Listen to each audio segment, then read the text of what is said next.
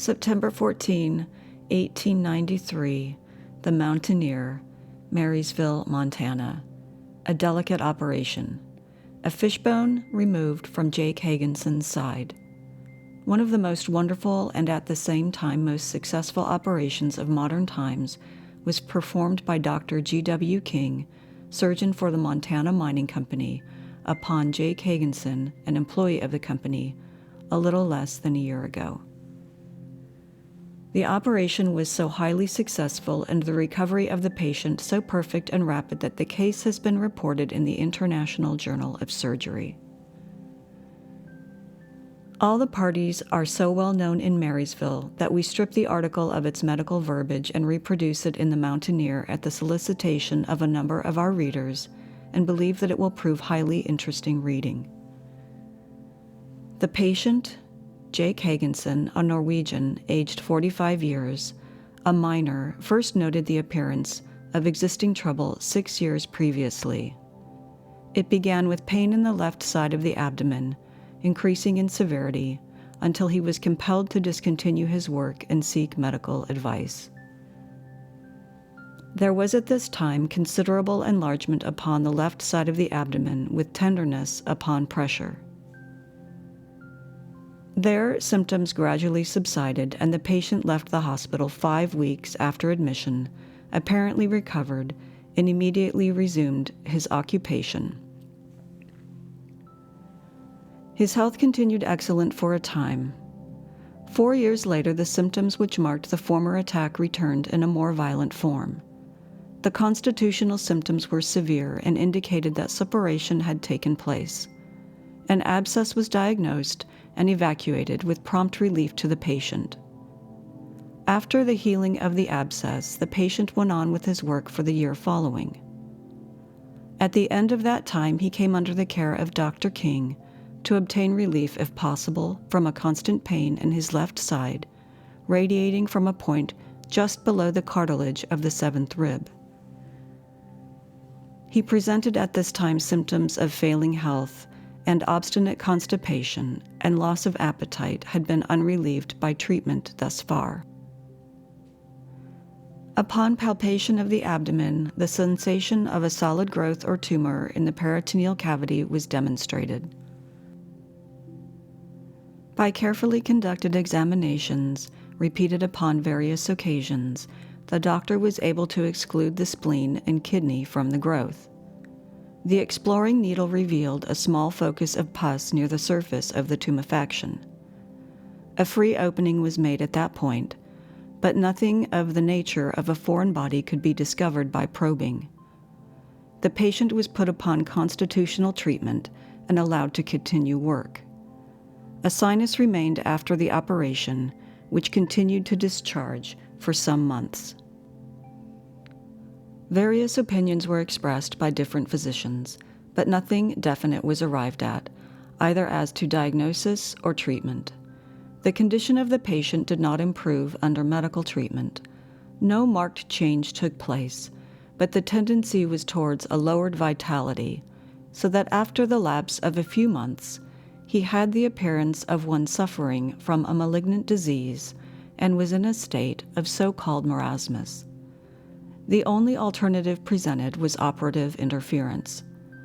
After a course of preparative treatment, the patient was placed in St. Peter's Hospital at Helena for operation. Assisted by Doctors Steele and McNiven, Dr. King proceeded to perform laparotomy, opening the abdomen by a free incision to the left of the median line. Upon introduction of the hand into the peritoneal cavity, no tumor was found. All the organs appeared to be in a normal condition. The incision was then extended upon the chest wall and search made in the tract of the old sinus for necrosis of the rib at that point.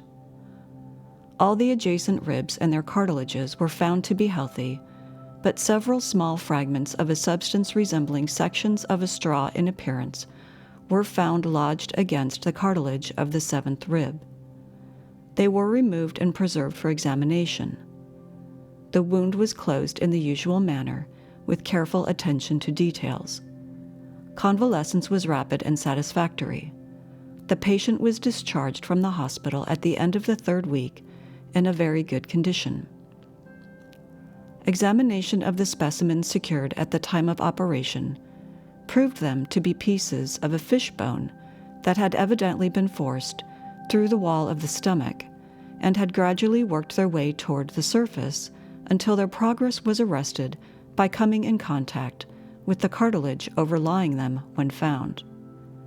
Mr. Hagenson is now employed in the Montana mine and is as strong and healthy as any man in the mine.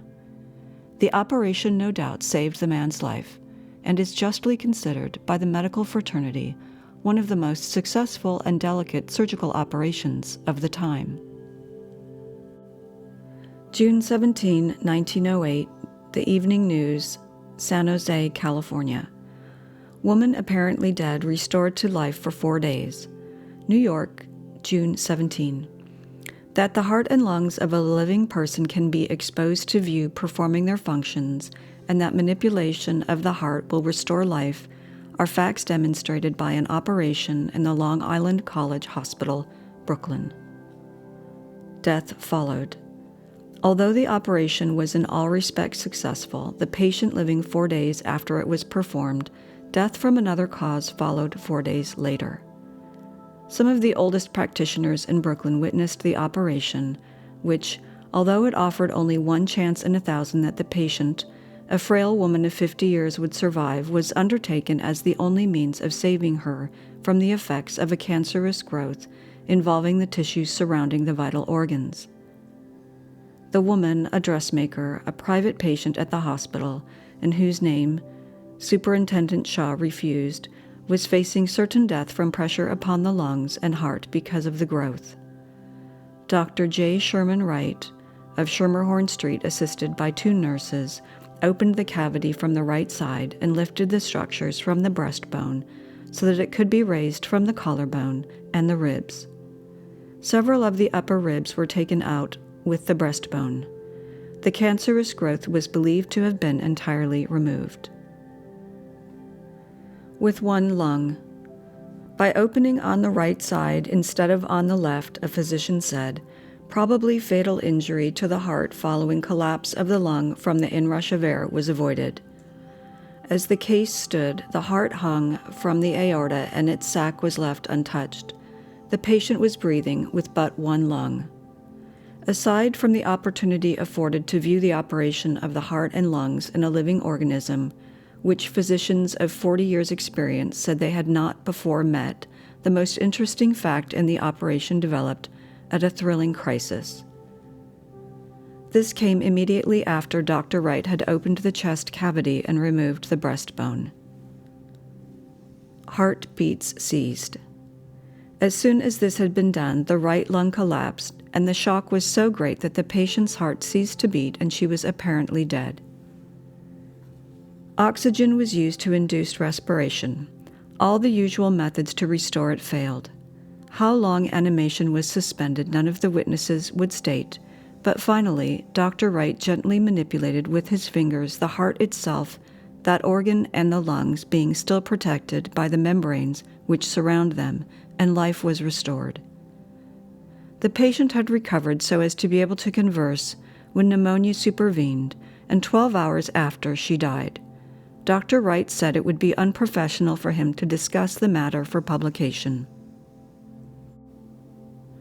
July 2, 1905, The Philadelphia Record, Philadelphia, Pennsylvania. Curing hay fever. Nasal massage found useful in allaying the irritation.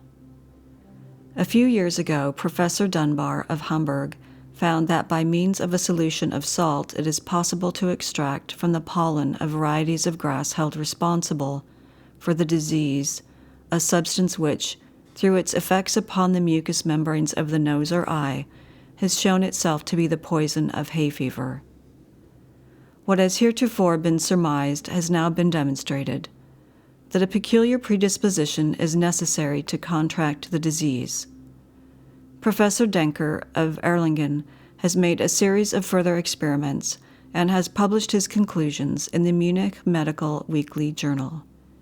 He first vaccinated hay fever patients with the serum prepared by Professor Dunbar, and regretfully ascertained that the remedy did not always produce the desired effect. He resorted to another mode of treatment, consisting in a massage of the mucous membrane of the nose, which must first be rendered insensible by cocaine. The massage is made by means of a probe covered with cotton and is made once a day, lasting only from 2 to 3 minutes for each nostril, later 1 minute longer. The results so far observed in 8 cases have been very encouraging, and the favorable effects have not only lasted for 1 year, but have also been noticeable in the second year.